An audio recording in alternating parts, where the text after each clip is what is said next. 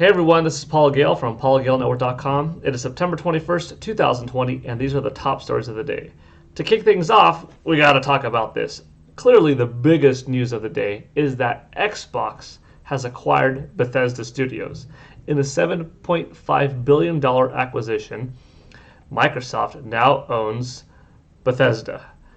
This is a huge deal in the video game industry because Bethesda has been a long-time player in video games, and they have a lot of powerful franchises.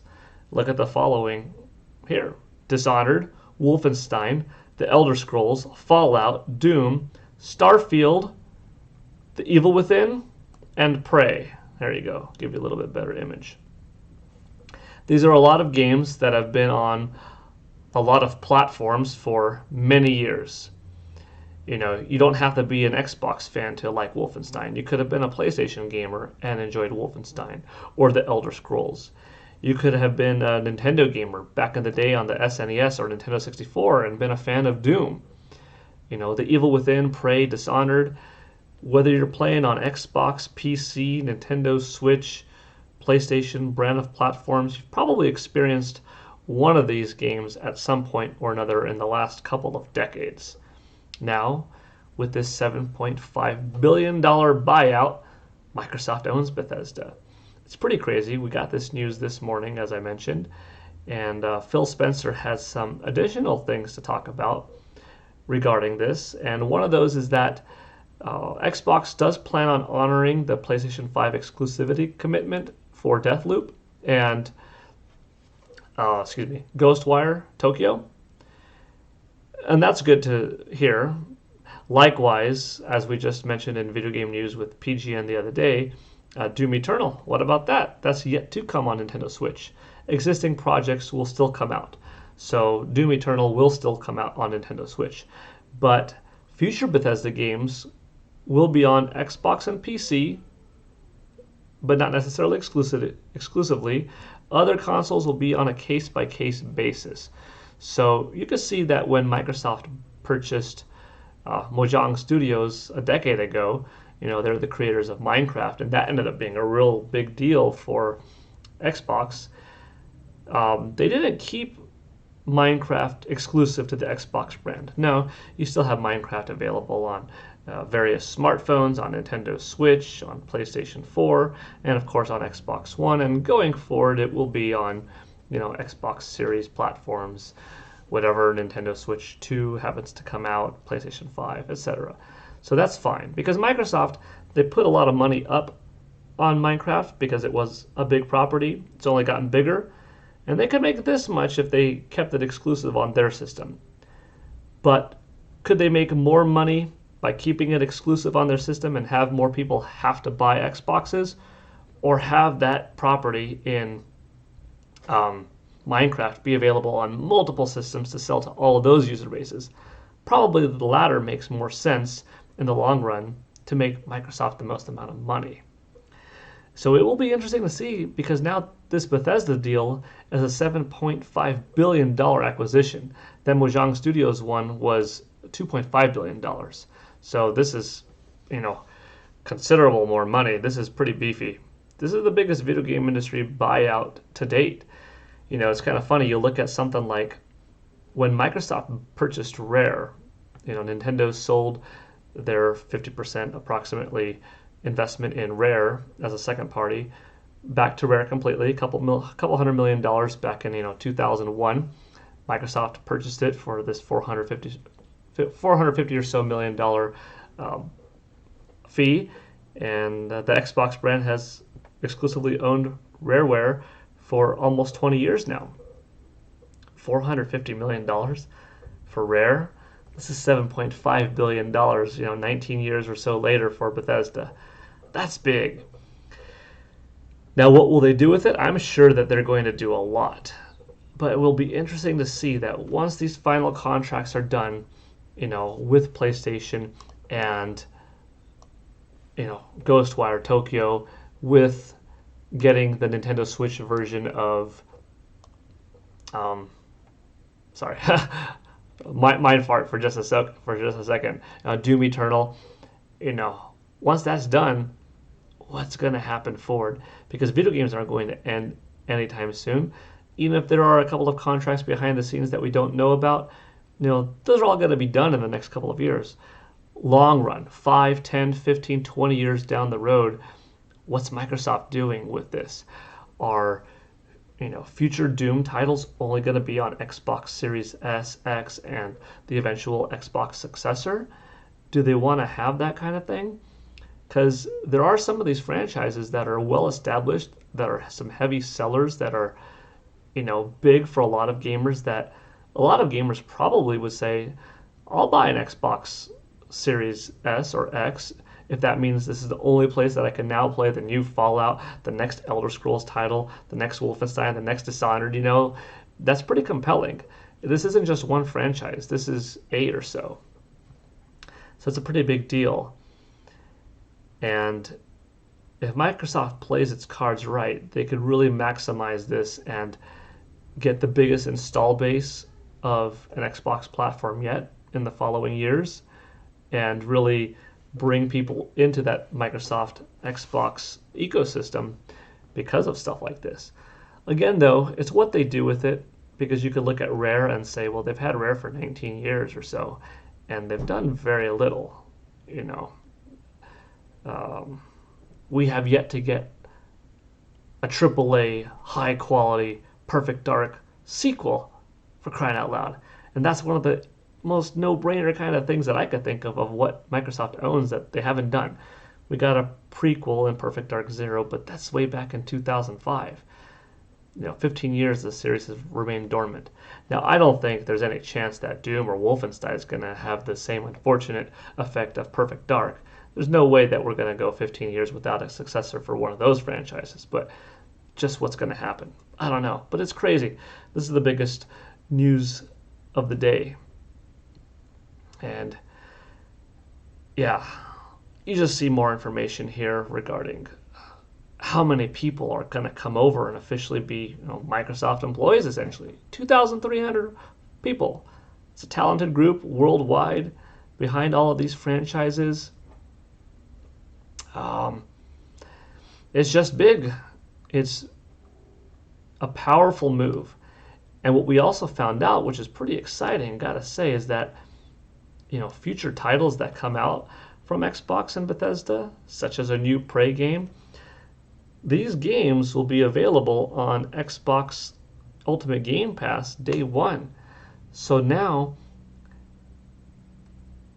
if you are a Game Pass owner, it's just becoming that much more crazy of a deal that you have all of the EA games, because EA Play is included in that lineup, all of the Xbox first-party titles, which guess what? Now is Bethesda titles. So that new Doom comes out, successor to Doom Eternal, it's going to be here on Xbox day one. Microsoft might say, games on Xbox are going to be a one-year exclusive deal going forward. So let's say 4 years from now, we're getting Wolfenstein 3, hypothetically.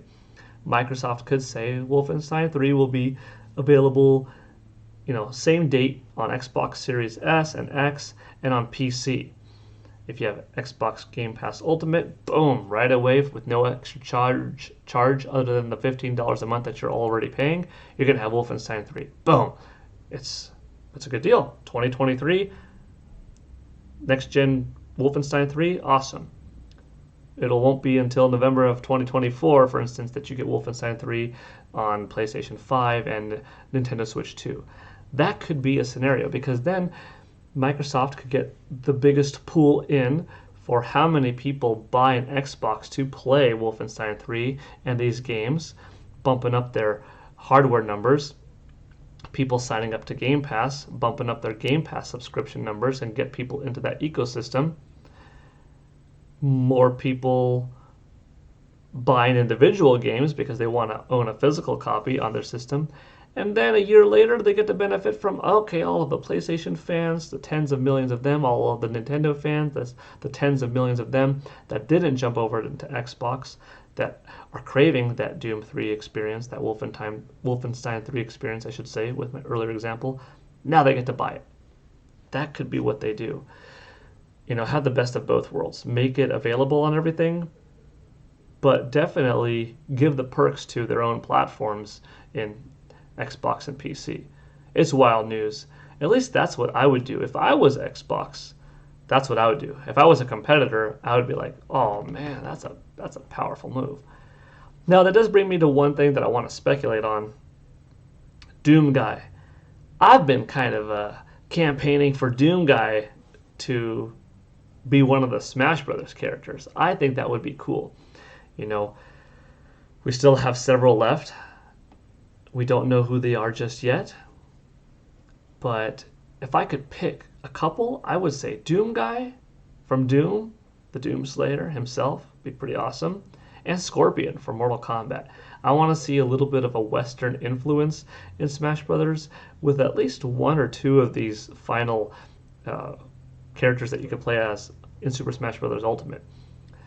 Somebody from the West, somebody from an M-rated game, and you could totally tone down the violence. You don't have to have decapitations or blood or anything like that. There's an intelligent way to design it, such as they did with Solid Snake, for instance, such as they did with Bayonetta. So you could totally make Doomslayer work. Could that happen now? Yeah, of course it could still happen. After all, we got Banjo-Kazooie, right? So I'm still holding a little bit of hope that we get some Doomslayer, or unrelated to this story, maybe some Scorpion in Mortal Kombat. And speaking of Fighter Pass, there are a couple of rumors I will talk about right now that are suggesting that on or around October 4th, we may get to see Challenger Pack number 7 in Super Smash Bros. Ultimate. And that's because a certain ad is coming down, scheduled for takedown on the 4th. So that would, bode well. Fairly likely scenario that it's being taken down, so something new is coming up, and that would be the introduction of somebody taking that Challenger Pack number 7 spot. Now, to go with that rumor, I received my own rumor that suggested that on October 15th, which is a Thursday, Nintendo would be revealing some Super Smash Bros. Ultimate news. Now, I don't know if that's necessarily related to an upcoming Nintendo Direct Mini Partner Showcase, but news that I got for PGN is that on or close to October 15th, we'll be getting some Smash Bros. News. If I look at the October 4th news rumor, well, not rumor, but the fact that on October 4th, close to it, this poster's coming down, so that potentially a new one's coming up, and I look at the own rumors that I received, well, sources saying, I should say, not really a rumor. Whether it's true or not remains to be seen, but based off of what I've gathered personally, that October 15th and October 4th thing kind of lines up pretty closely. That I think is safe to say in October we will get a new Super Smash Bros. Character shown and probably released, within a 1.5 month time frame. Like I think November or December release of said hypothetical Challenger Pack 7 character will happen. But we'll see. So I thought I'd update on that because that's kind of exciting. Now, could it be Doom Guy? Maybe. Realistically, probably not. But personally, that's my vote. And the last bit of gaming news today, there's a Czech retailer, Hernisvet, that is listing a Mass Effect Trilogy Remastered.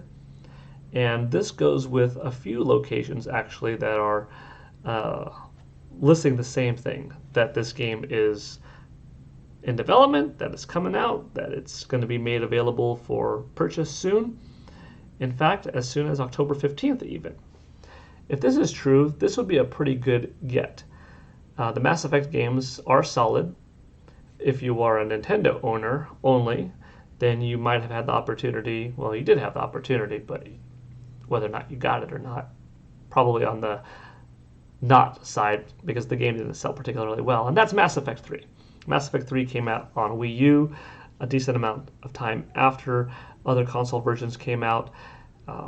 It's a game that a lot of people probably missed if you are just a Wii U owner, but this would be a good opportunity. This is the Trilogy Remastered, so we're going to get upgraded visuals. Just how much greater remains to be seen if this is indeed true. But kind of like how PGN mentioned the whole Prince of Persia remake, and our sources, other reports, other rumors ended up being accurate on that. I think this is going to happen as well. We'll find out soon anyways. And that's one more piece of interest. If this thing comes out October 15th, that also bodes well with my sources telling me about news coming from Nintendo in some capacity on October 14th regarding Smash Brothers.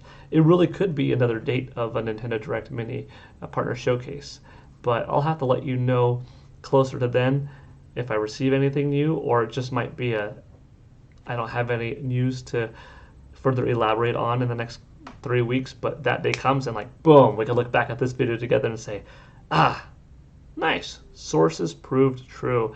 Here was our Nintendo Direct Mini or whatever. But cool stuff today. Nothing trumps the Xbox news. That's just huge. Let me know what you think. Are you a fan of the Mass Effect franchise? Will you get a Mass Effect Trilogy on Nintendo Switch or on another platform if it's remastered well enough? Did you miss out on these titles in the first place? What do you think of the Smash Bros. News? Do you think we'll get someone in October, whether it's the 4th or the 14th or 15th? Actually, there might be one other thing that I have to say, but I have to look more into it, whether this potential announcement is on the 14th or 15th. Yeah, it might be the 15th or 14th, but I have to look in a little bit more. So I'll try to provide an update before the actual date. Maybe we'll get surprised and on October 4th, boom, here you go. There's the Direct Mini or something. There's the Twitter drop, and that's the news. Just happened a little bit earlier than what I was expecting. But let me know, who do you want to see? And I'll try to uncover more news before then. And finally, what do you think of this huge Xbox Bethesda deal? Do you think the value is there? Do you think it's worth $7.5 billion? Do you want to see all of these exclusive to the Xbox brand of consoles? Does this make you mad because you're a PlayStation gamer or a Nintendo-only gamer and you're worried that you're going to have to buy a whole other platform? Does this sway your decision that if you were going to buy either a PS5 or an Xbox Series X this November, that now you're like, dang, those are 8 of the games that I love, and they're available on Game Pass, all on day one, and I don't have to worry about whether or not they're coming to PS5. Dude, I'm just going to get an Xbox. Is that where you're at right now? Does that sway your decision that much, or do you just not really care about these? I'm interested in hearing your comments. Thank you for watching. This is PGN signing out. I will see you again tomorrow. Hope you all have a good rest of your day. All right, thanks. Bye.